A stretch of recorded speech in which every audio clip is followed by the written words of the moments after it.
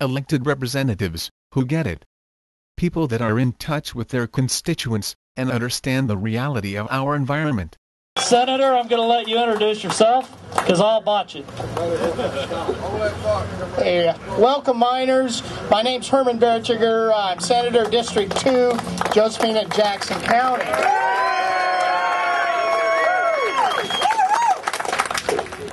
I am so impressed that my friends from the mining community comes in this kind of weather, which I think they're kind of used to. To bring their argument to this state capitol. This is, I can't thank you enough for being part of this process. It's really helpful for us representatives and senators to make decisions when you bring it and you put it at our feet. I love it. I appreciate it.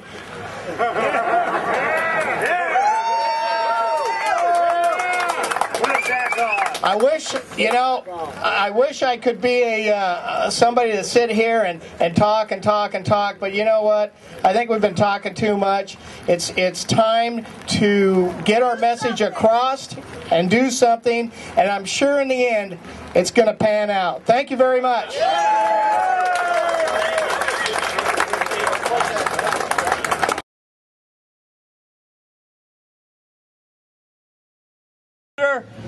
Ferrioli! He believes in freedom! Yeah. Freedom! Yeah. I'm Ted Ferrioli, District 30. All are part of 11 counties, 36,000 square miles, starting in Marion County and ending at the Idaho-Nevada border. Come on, It's been said that no man's property is safe nor life secure so long as the legislature is in session. Now you know what those words mean. I think it must have been Mark Twain that said, whiskey's for drinking, water's for fighting.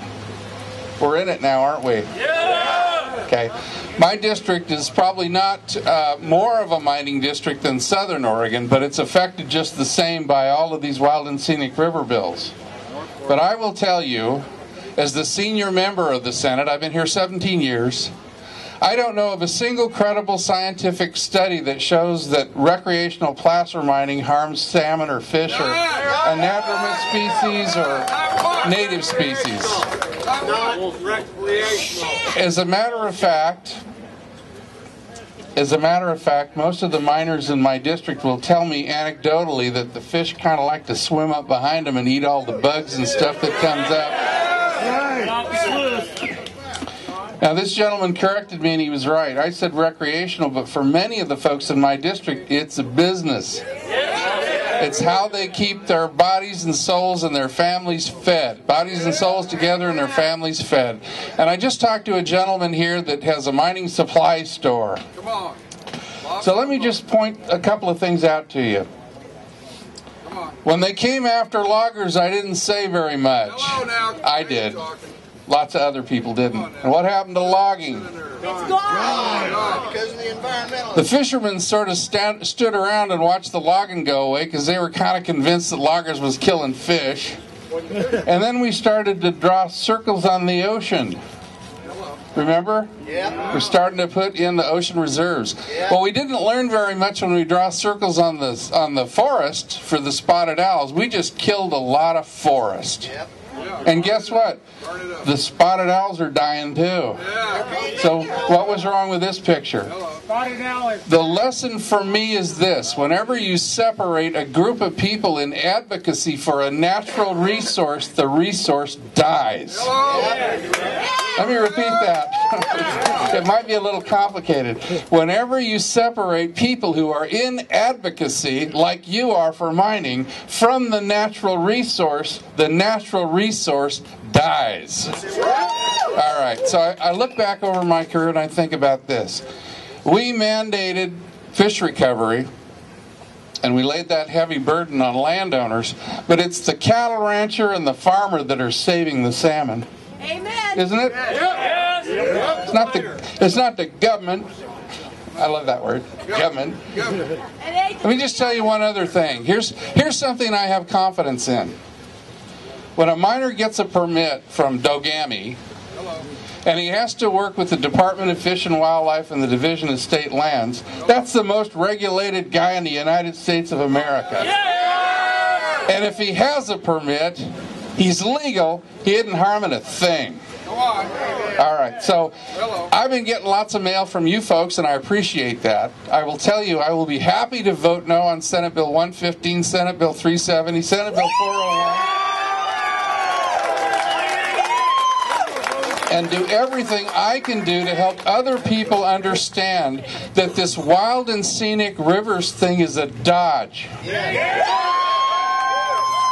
And other people besides miners are going to be hurt if this passes. It will restrict the rights of landowners. It will restrict the rights of loggers. It'll increase those buffer zones in that green zone where the grass grows that feed the cattle.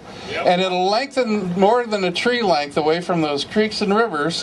And that'll harm those small wood landowners that are trying to make a living in a business where they only get one harvest a lifetime. All right, so you guys are here to have a redress of grievance.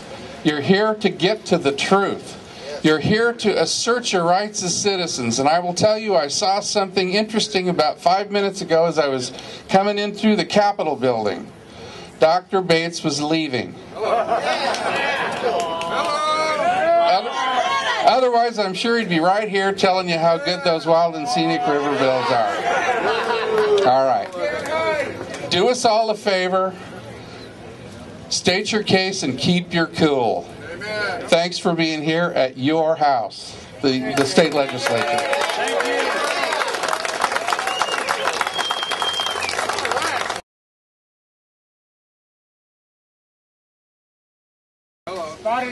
The lesson for me is this: whenever you separate a group of people in advocacy for a natural resource, the resource dies. Let me repeat that. It might be a little complicated. Whenever you separate people who are in advocacy, like you are for mining, from the natural resource dies.